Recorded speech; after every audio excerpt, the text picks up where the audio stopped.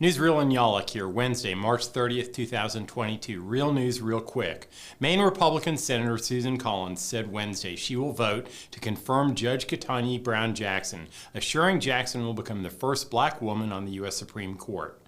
Washington State plans to ban non-electric vehicles by 2030 under legislation which Governor Inslee signed into law yesterday. The law requires that all 2030-year vehicles sold, purchased, or registered in the state must be electric.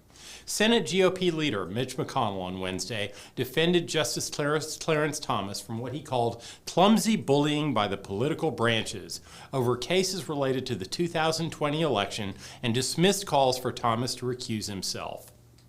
Germany's Vice Chancellor Robert Habeck declared an economic crisis, the first step towards gas rationing amid a standoff with Russia over payments in rubles. It's a sign that countries in the EU are preparing for supply issues after harming themselves with sanctions against Russia for its invasion of Ukraine last month.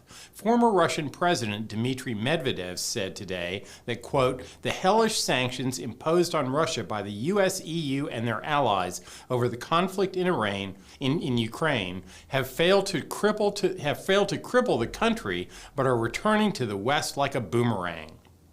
Senator Rand Paul of Kentucky cut a deal to allow removal of Russia's most favored nation status to proceed to passage, but with language that limits the president's right to impose sanctions only on nations which have committed specific human rights abuses defined in the bill.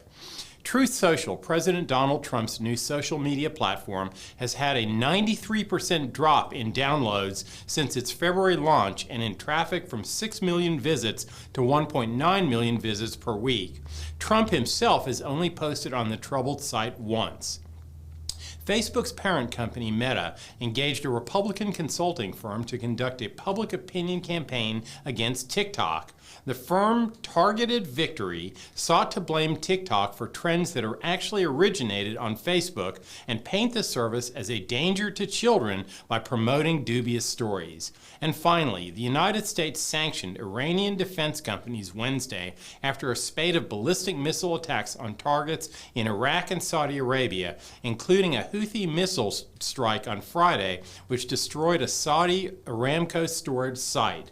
The Biden administration stopped short of sanctioning the Iranian government, with whom it's currently negotiating a nuclear deal. And that's the way the world is.